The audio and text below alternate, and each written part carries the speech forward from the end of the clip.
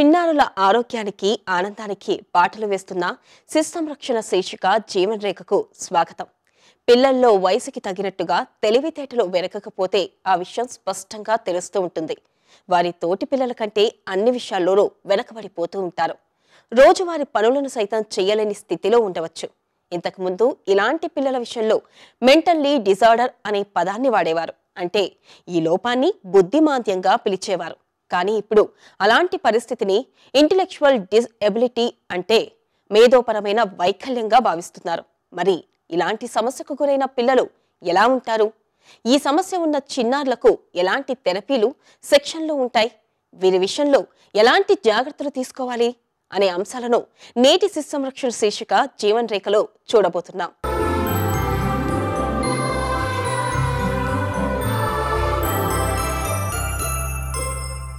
మేధోశక్తి తక్కువగా ఉన్నదనే విషయాన్ని రెండు పద్ధతుల ద్వారా నిర్ణయిస్తారు.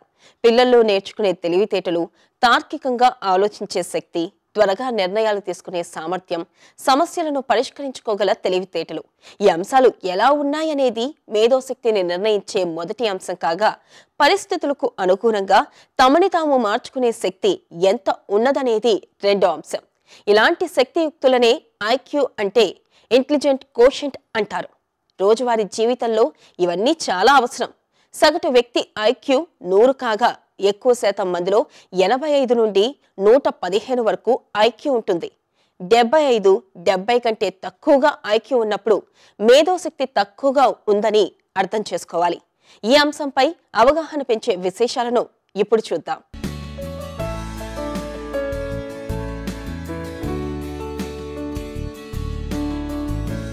పిల్లల్లో తెలివితేటల పరంగా ఎక్కువ తక్కువలు కనబడుతూ ఉంటాయి. అయితే సాధారణ జీవితాన్ని సజావుగా నిర్వహించుకునేందుకు కూడా తగిన తెలివితేటలు లేనప్పుడు దానిని మేధో వైకల్యంగా భావిస్తున్నారు.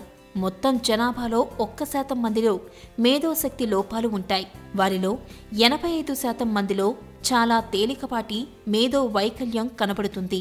అంటే తెలివైన వారితో పోల్చినప్పుడు వీరికి కొత్త విషయాలు, నైపుణ్యాలు నేర్చుకునేందుకు మరికాస్త ఎక్కువ సమయం పడుతుంది. ఆహారం తీసుకోవడం, దుస్తులు ధరించడం, ఇతరులతో మాట్లాడడం, ఇతరులు చెబుతున్నది అర్థం చేసుకోవడం, కుటుంబ సభ్యులతో, తెలిసిన వారితో, స్నేహితులతో, తమ తోటి పిల్లలతో వ్యవహరిస్తున్న తీరు ఇవన్నీ పిల్లల మేధోశక్తిని నిర్ణయిస్తాయి. పెద్దవాళ్ల సహాయ సహకారాలు ఉంటే పిల్లలు మేధోశక్తి లోపాలను అధిగమించి తమ పనులను తాము చేసుకోగలుగుతారు. పిల్లల్లో తెలివితేటలు లోపిస్తే చాలా చిన్న వయసులోనే ఆ విషయం బయటపడే అవకాశం ఉంది. అలా కాకుండా కొందరిలో హైస్కూల్ వయసుకు వచ్చే వరకు బయటపడకపోవచ్చు. అయితే లోపం ఎంత స్థాయిలో ఉన్నది అనే దాన్ని బట్టి అది ఎప్పుడు బయటపడుతుంది అనేది ఆధారపడి ఉంటుంది. పిల్లల్లో మేధోశక్తి లోపం అనేది పలు రకాల కారణాల వలన ఏర్పడుతుంది. జన్యుపరమైన అంశాలతో పాటు పోషక ఆహార లోపం, కొన్ని రకాల ఇన్ఫెక్షన్లు, నెలలు నిండకుండా పుట్టడం లాంటి ఎన్నో అంశాలు ఇందుకు కారణం కావచ్చు. మేధోశక్తి లోపాలు అంటే ఇంటెలెక్చువల్ డిఫికల్టీస్ అంటామండి మెడికల్ టర్మినాలజీలో. దానికి గల కారణాలు చాలా ఉంటాయి.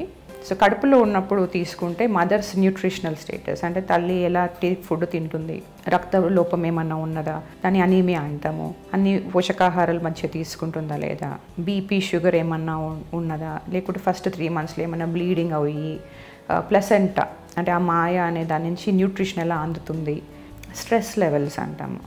సో అది కూడా కారణం ఉంటుంది. పుట్టినప్పుడు కానివ్వండి, పుట్టే ముందు కానివ్వండి, బ్రెయిన్కి ఆక్సిజన్ అందకపోవడం వల్ల పుట్టగానే ఏడవాలి. ఏడుస్తే ఏంటంటే లంగ్స్ ఓపెన్ అప్ అయ్యేసి ఆక్సిజన్ అనేది బ్రెయిన్కి, మెదడుకి వెళ్తూ ఉంటుంది అనమాట. దాంట్లో ఏమైనా లోపాలు ఉన్నప్పుడు మేధోశక్తి లోపాలు వచ్చే ఛాన్స్ ఎక్కువగా ఉంటుంది. తల్లికి డయాబెటీస్ ఉన్నా కానీ ఈ షుగర్ లోపాలు వచ్చే ఛాన్స్ ఉంటుంది. ఇన్ఫెక్షన్స్ కడుపులో ఉన్నప్పుడు రావచ్చు, పుట్టినప్పుడు రావచ్చు, ఫస్ట్ 3 months 3 years అలా వెతుకుతూ ఉంటే బ్రెయిన్ ఇన్ఫెక్షన్స్, మెదడుకి వచ్చే ఇన్ఫెక్షన్, మెదడు వాపు వ్యాధులు అంటాం అనమాట. అలాంటివి వచ్చినప్పుడు కూడా మేధోశక్తి లోపాలు కనిపిస్తూ ఉంటాయి. జెనెటిక్ కారణాలు కూడా అంటే ఇంట్లో ఎవరికైనా జెనెటిక్గా మేధోశక్తి లోపాలు ఉంటే అవి వచ్చే ఛాన్స్ ఉంటుంది. తర్వాత ఈ రసాయనాలకు సంబంధించిన ప్రాబ్లమ్స్ని metabolic disorders or inborn errors of metabolism అని అంటూ ఉంటాము. అండ్ జెనెటిక్ కారణాలు, ఈ జెనెటిక్ కారణాలు కానివ్వండి, మేధోశక్తి లోపాలకు గల ఈ ఇన్బార్న్ ఎర్రర్స్ ఆఫ్ మెటబాలిజం కానివ్వండి, మేనరికానికి సంబంధించిన ప్రాబ్లమ్స్లో సో అది జనరల్గా మేము as a medical person avoid చేయమంటూ ఉంటాము. తర్వాత బేబీ ఎదుగుతూ ఉంటే ఇన్ఫెక్షన్ చాలా కామన్ అండి మన ఇండియాలో, మెదడువాపు వ్యాధి.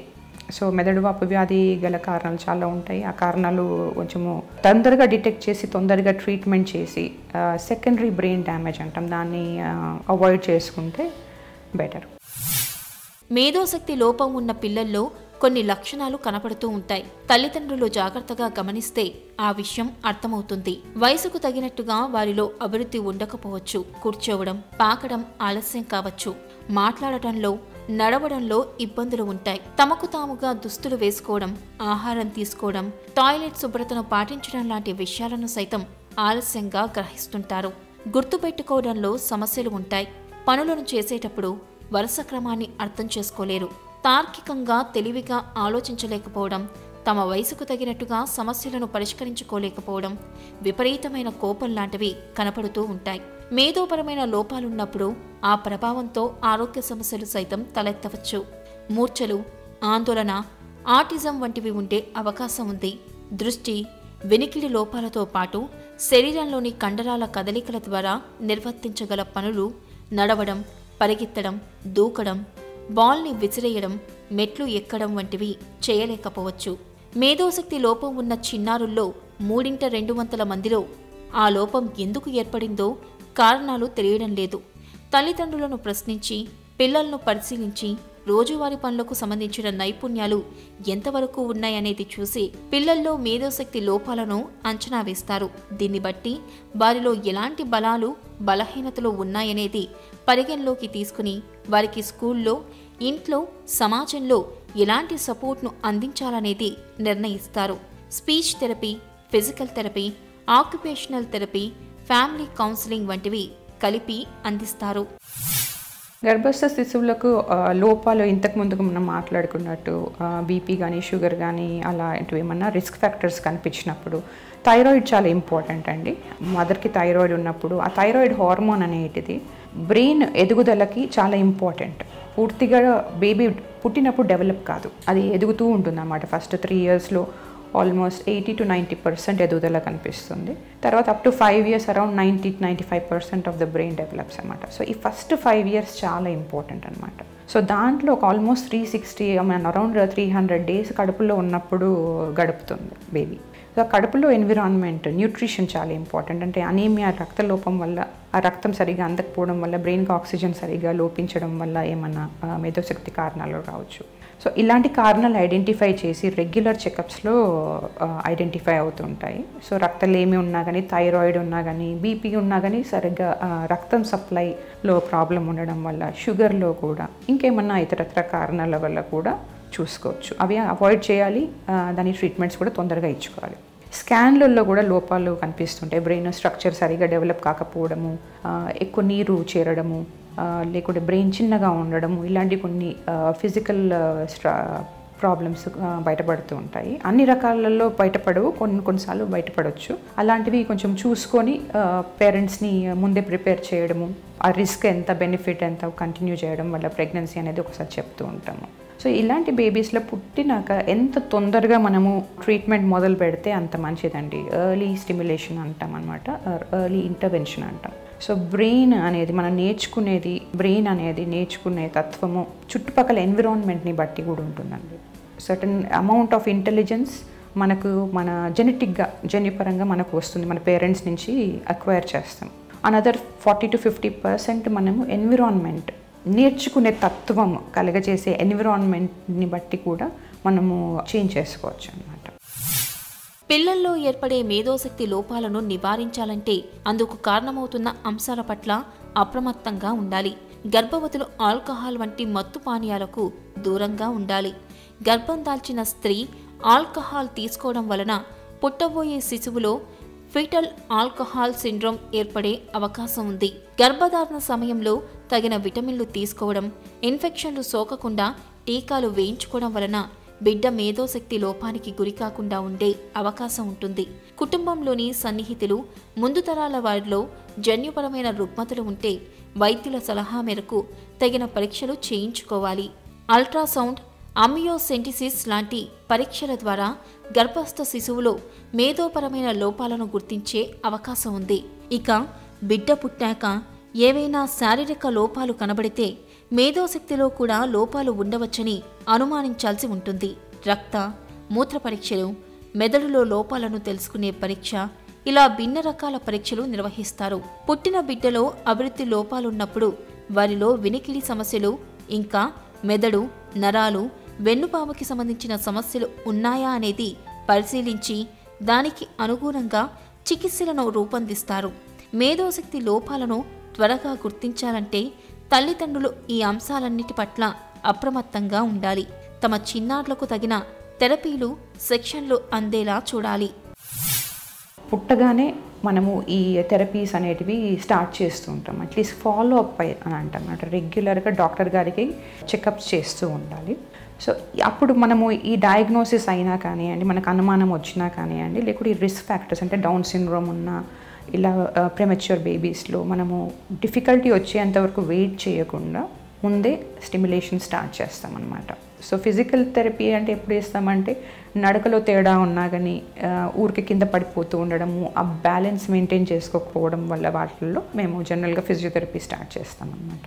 ఆక్యుపేషనల్ థెరపీ ఎప్పుడు చేస్తామంటే ఈ వాకింగ్ వచ్చాక స్టెబిలిటీ లేకపోవడం వల్ల, అంటే ఊరికి కింద పడిపోవడము, ఫైన్ మోటార్ స్కిల్స్ అంటే అన్నం తినడంలో ఆ స్పూన్ వాడడం కానీ చేతులు వాడుకోవడం, కలుపుకోవడము, అండ్ పెన్సిల్ పట్టుకొని రాయడము, డ్రెస్ వేసుకోవడం, బటన్స్ పెట్టుకోవడం, ఇలాంటివి fine motor skills and daily activity skills అంటే రోజువారీ పనులలో ఉండే స్కిల్స్ని ఆక్యుపేషనల్ థెరపిస్ట్ ట్రైన్ చేస్తారు అనమాట.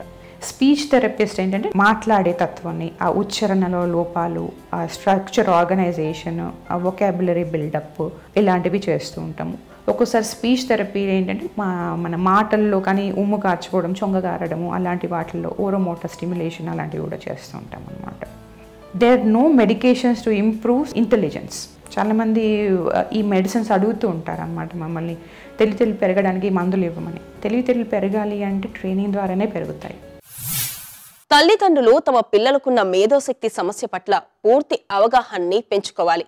పిల్లలు తమ పనులు తాము చేసుకునేలా ప్రోత్సహించాలి. పిల్లలు సమర్థవంతంగా పనులు చేస్తున్నప్పుడు మెచ్చుకుంటూ ఉత్సాహపరచాలి. పిల్లల టీచర్లతో మాట్లాడుతూ స్కూల్లో వారి పురోగతి ఎలా ఉందో తెలుసుకుంటూ ఉండాలి. స్కూల్లో పిల్లలు నేర్చుకునే సామర్థ్యం పెరిగేలా ఇంట్లో తగిన సెక్షన్ని అందించాల్సి ఉంటుంది. మేధోశక్తి లోపం ఉన్న పిల్లల అభివృద్ధి వారి తల్లిదండ్రులపైనే కాకుండా వైద్యులు, ఉపాధ్యాయులు, సమాజం ఇలా అందరిపైన ఆధారపడి ఉంటుందని మర్చిపోకూడదు. ఒకప్పుడు యుక్త వయసు వారిని, పెద్దలను మాత్రమే వేధించే డిప్రెషన్ ఇప్పుడు చిన్న పిల్లలను సైతం వేధిస్తుంది. 8 ఏళ్ల పిల్లలు సైతం దీని బారిన పడుతున్నారు. ఇది వారి చదువుతో పాటు జీవితంలోని ఇతర అంశాలపైన ప్రభావం చూపిస్తుంది. ఈ నేపథ్యంలో పిల్లల సమస్యను తల్లిదండ్రులు త్వరగా గుర్తించి పరిష్కారాలని కనుగొనడం అవసరం. ఈ విషయంలో నిపుణుల సలహాలు తీసుకోవడం మంచిది. కార్యక్రమంలో ఇప్పుడు సమస్య సలహా చూద్దాం.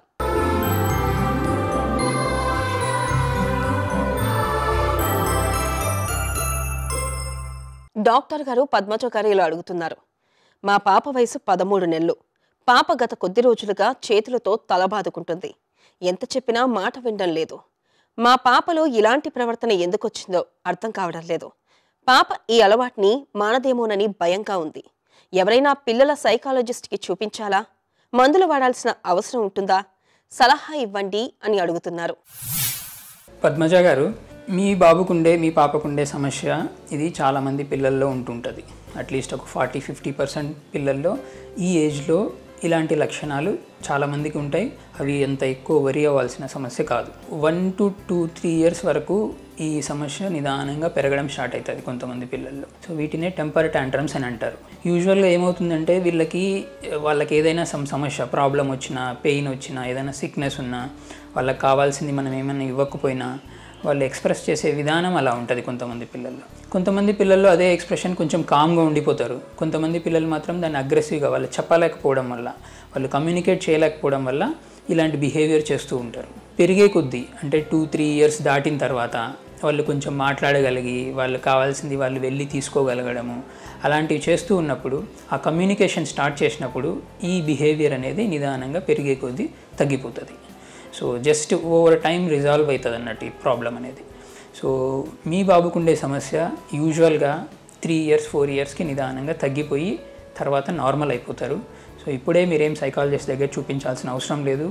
ఒకవేళ ఎక్కువ వాళ్ళ బాడీని హర్ట్ చేసుకుంటూ డ్యామేజ్ చేసుకుంటూ ఉండడము, చాలా ఎక్కువసేపు ఉండడం, అంటే 10-15 minutes వరకు కంటిన్యూస్గా అలాంటి బిహేవియర్లోనే కొట్టుకుంటూ అలా చేస్తూ ఉంటే ప్రాబ్లం. ఓవర్ 3 years 4 yearsకి తగ్గలేదంటే కూడా మీరు అప్పుడు డాక్టర్ని కన్సల్ట్ అవ్వాల్సి ఉంటుంది. ప్రస్తుతానికైతే మీరు జస్ట్ హార్మ్ చేసుకోకుండా వాళ్ళు కొంచెం సేఫ్ ప్లేస్లో ఉండడం వరకు మీరు చూసుకోండి. తర్వాత ఒకవేళ ప్రాబ్లం పర్సిస్ట్ అయితే కన్సల్ట్ అవ్వండి. డాక్టర్ గారు సింధుజ గారు ఇలా అడుగుతున్నారు. మా పాప వయసు 3 సంవత్సరాలు. పాప మొబైల్ ఫోన్ లేనిదే ఏ పని చేయడం లేదు. ఎప్పుడూ ఫోన్లో ఏవో వీడియోస్ చూస్తూనే ఉంటుంది. ఫోన్ చూస్తూనే అన్నం తింటుంది, లేకపోతే విపరీతంగా ఏడుస్తుంది. ఒక్కోసారి ఫోన్ లేకపోయినా ఫోన్ చూస్తున్నట్టుగానే బిహేవ్ చేస్తుంది. మా పాప ఇలా ఎందుకు తయారైంది? మా పాపకి ఫోన్ పిచ్చి వదలాలంటే ఏం చెయ్యాలి అని అడుగుతున్నారు.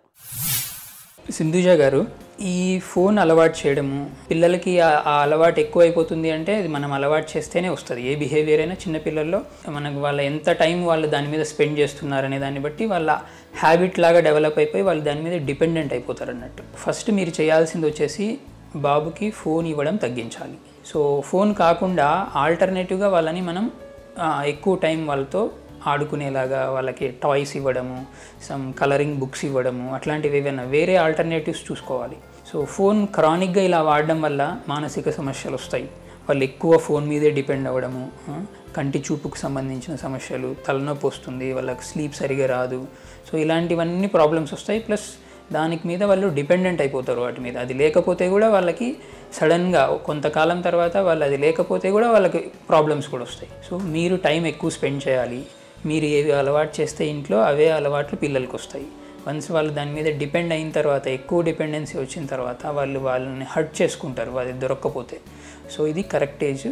మీరు alternative method of entertaining them అనేది, వాళ్ళని ఎట్లా ఎంటర్టైన్ చేయాలి, ఎట్లా టైం స్పెండ్ చేయాలి వాళ్ళతో అనేది వేరేవి టాయ్స్ కానీ ఇన్స్ట్రుమెంట్స్ అట్లాంటి వాటితో చేస్తే నిదానంగా మీరు ఫోన్ నుంచి డివియేట్ చేయొచ్చు. ప్లస్ మీరు కూడా ఇంట్లో ఫ్యామిలీ అంతా ఫోన్ ఎక్కువ చూస్తూ ఉంటే పిల్లలకు కూడా అదే అలవాటు అయిపోతూ ఉంటుంది. సో పిల్లలతో ఉన్నప్పుడు మీరు ఫోన్ ఎక్కువ వాడకూడదు. వాళ్ళకు కూడా చూపించాలి ఏదన్నా అంటే కూడా ఫోన్లో కాకుండా వేరే రాగా ఏదన్నా చూపించడం అలవాటు చేయండి. డిప్రెషన్ ఒక మానసిక సమస్య. ప్రతి ఒక్కరికి ఏదో ఒక సందర్భంలో బాధపడడం, ఒంటరిగా ఫీల్ అవ్వడం, భయపడడం వంటి మానసిక స్థితి తలెత్తుతుంది. కొందరు ఈ స్థితి నుంచి త్వరగా బయటపడతారు, మరికొందరు మాత్రం ఆ పరిస్థితిలోనే ఉండిపోతారు. అంటే నిత్యం భయపడడమో, ఆందోళనకు గురి కావడమో, ఒంటరిగా ఫీల్ అవ్వడమో చేస్తూ ఉంటారు. ఇవన్నీ డిప్రెషన్ లక్షణాలు. డాక్టర్ గారు నిఖిత గారు ఇలా అడుగుతున్నారు. మా బాబు వయసు 6 నెలలు. బాబు పుట్టినప్పుడు 2.9 కిలోల బరువున్నాడు. ఇప్పుడు మా బాబు బరువు 5.5 కిలోలు ఉన్నాడు. డాక్టర్ ఐరన్, విటమిన్ సిరప్ రాసిచ్చారు, వాడుతున్నాం. అయినా కూడా బాబు బరువు సరిగ్గా పెరగడం లేదు. మా బాబు బరువు సరిగ్గా పెరగాలంటే ఇంకా ఏమైనా విటమిన్ సిరప్లు వాడాలా? సలహా ఇవ్వండి అని అడుగుతున్నారు. నిఖిత గారు, పుట్టినప్పుడు బాబు 2.9 అన్నారు. యూజువల్లీ 5 to 7 months ఈ టైంలోని బాబు ఏజ్ అనేది డబల్ అవుతూ ఉంటుంది. ఓకే, అలా కాకుండా మనం ఎవ్రీ మంత్ గ్రాఫ్ కూడా తీసుకోవాల్సి ఉంటుంది. సో గ్రోత్ చార్ట్లో బాబు స్టాటిక్గా ఒకటాగే లేదు అండ్ డిప్ లేదు కానీ పిక్ అవుతున్నాడు అన్నంత వరకు మనం కంగారు పడిన అవసరం లేదండి. ప్రతి నెల కనీసం 1 కిలో బరువు పెరుగుతున్నాడా లేదా అది కూడా చూసుకోవాల్సి ఉంటుంది. సో వైటమిన్ డెఫిషియన్సీస్ తోటి బరువు పెరగడం, వైటమిన్ సిరప్ తోటి బరువు పెరగడం అనేది జరగదండి. వేరేస్ బాబు ఫీడ్ ఇంటేక్ సరిగ్గా ఉందా లేదా, మిగతా రిఫ్లెక్స్ ప్రాబ్లమ్స్ అలాంటివి ఏమీ లేవు కదా. ఓకే, అలా ఉన్నప్పుడు అండ్ మిగతా మైల్ స్టోన్స్ అటైన్ అవుతున్నప్పుడు ఈ మెయింటెనెన్స్ డోసెస్ తోటి సరిపోతుంది. ప్రతి మంత్ కనీసం 1 కిలో కూడా పెరగట్లేదు, బాబు పాలు తాగుతున్నప్పుడు ఆయాస పడుతున్నాడు, కొంచెం చేతులు అవి బ్లూగా అవుతున్నాయి అండ్ పొట్ట కొంచెం ఎక్కువ ఉబ్బరంగా ఉంటుంది, ఫీడ్కి కూడా ఎక్కువ ఇంట్రెస్ట్ చూపించట్లేదు, సుస్సులు తగ్గుతున్నాయి, ఇవన్నీ ఉంటే కనుక మనం ఇంకా వేరే అడ్రస్ చేసుకునే ఇష్యూస్ ఉంటాయి. ఒకసారి తీసుకుని వస్తే కనుక చూసుకోవాల్సి ఉంటుంది. యాజ్ లాంగ్ యాజ్ వాడు తాగుతున్నాడు, శుభ్రంగా యాక్టివ్గా ఉన్నాడు అండ్ గ్రోత్ చార్ట్ అప్ ట్రెండ్లోనే ఉంది అన్నప్పుడు మనం కంగారు పడిన అవసరం లేదు. డాక్టర్ గారు స్వప్న గారు ఇలా అడుగుతున్నారు. మా పాప వయసు 4 నెలలు. పాప నా రొమ్ముల నుంచి పాలిస్తే తాగడం లేదు. ఎంత తాగించాలని ప్రయత్నించినా తాగడానికి ఇష్టపడ్డం లేదు. అందుకని నేను నా పాలను ఒక బాటిల్లోకి పిండి బాటిల్తో పట్టిస్తే తాగుతుంది. పాప నా రొమ్ము నుంచి పాలు తాగకపోవడానికి కారణమేంటి? మా పాప ఎందుకిలా చేస్తుంది, సలహా ఇవ్వండి అని అడుగుతున్నారు. స్వప్న గారు, పాప వయసు 4 నెలలు అంటున్నారు. అంటే మీరు బాటిల్ ఎప్పుడు ఇంట్రడ్యూస్ చేశారు? పుట్టినప్పటి నుంచి పాప బాటిల్ ఫీడ్ మీదే ఉందా, లేకపోతే పుట్టినప్పుడు తాగింది తర్వాత బాటిల్ పెట్టడం తర్వాత మీ దగ్గర మానేసిందా? ఓకే, సో పిల్లలకి నిప్పుల్ కన్ఫ్యూజన్ అనేది చాలా ఈజీగా డెవలప్ అవుతుందండి. అందుకని ఇనీషియల్ డేస్లో పాలు పడడానికి కొంచెం మదర్స్కి డిలే అవుతుంది. అలా లేట్ అవుతున్నప్పుడు బేబీస్ డీహైడ్రేట్గా డిహైడ్రేట్ అవ్వకూడదు, షుగర్స్ పడిపోకుండా ఉండడం కోసం అని చెప్పి మేము పైపాలు ఇస్తాము. అది కూడా చెంచాతో కానీ సిరింజ్తో కానీ ఇస్తాము. ఎందుకంటే కనుక మెయిన్ ఆ నిప్పుల్ కన్ఫ్యూజన్ అనేది అవాయిడ్ చేయడానికి. సో నిప్పుల్లో ఏమవుతుందంటే పాలు నోట్లో పెట్టుకోగానే బుడకమని చెప్పి పాలు వచ్చేస్తాయి. కానీ వేరే బ్రెస్ట్ ఫీడింగ్ అప్పుడు ఏం చేయాలి, బేబీ సక్ చేయాలి, లాచ్ చేయాలి, ఎఫర్ట్ పెట్టాలి, గుంజితే కానీ పాలు రావు. సో ఒక్కసారి బేబీకి ఆ అలవాటు పడిన తర్వాత ఈ ఎఫర్ట్ పడడం అనేది చాలా బేబీస్కి ఇష్టపడరు. సో మోస్ట్లీ పైపాలు ఆ నిప్పులతో అలవాటు అయిపోయింది కాబట్టి బాటిల్ నిప్పులతోటి ఇప్పుడు ఎఫర్ట్ పెట్టే రిఫ్లెక్స్ అది మర్చిపోయి ఉంటుంది. అండ్ ఆ నిప్పుల్ కన్ఫ్యూజన్ తోటి కూడా బేబీ ఇష్టపడట్లేదు. యాజ్ లాంగ్ యాజ్ మీరు ఆ ప్రొడక్షన్ ఇంకా వస్తుంది, ట్రై చేయండి, don't give up. But still okay, యాంటీకోలికి బాటిల్స్ ఒకటి వాడతాము. అండ్ నిప్పుల్లో కూడా మనకి సక్ చేస్తేనే పాలు వచ్చే బాటిల్స్ ఉంటాయి, అవి ట్రై చేయండి. ఓకే, డైరెక్ట్గా వచ్చే నిప్పుల్స్ కాకుండా అలా చేసినప్పుడు ఒక్కొక్కసారి బేబీ మళ్ళీ మదర్ నిప్పుల్ బాగానే యాక్సెప్ట్ చేస్తుంది. పిల్లల్లో డిప్రెషన్ లక్షణాలు కనబడుతున్నప్పుడు తల్లిదండ్రులు అప్రమత్తంగా ఉండాలి. ఎందుకంటే అవి ఆత్మహత్య ఆలోచనలకు సంకేతాలు కావచ్చు.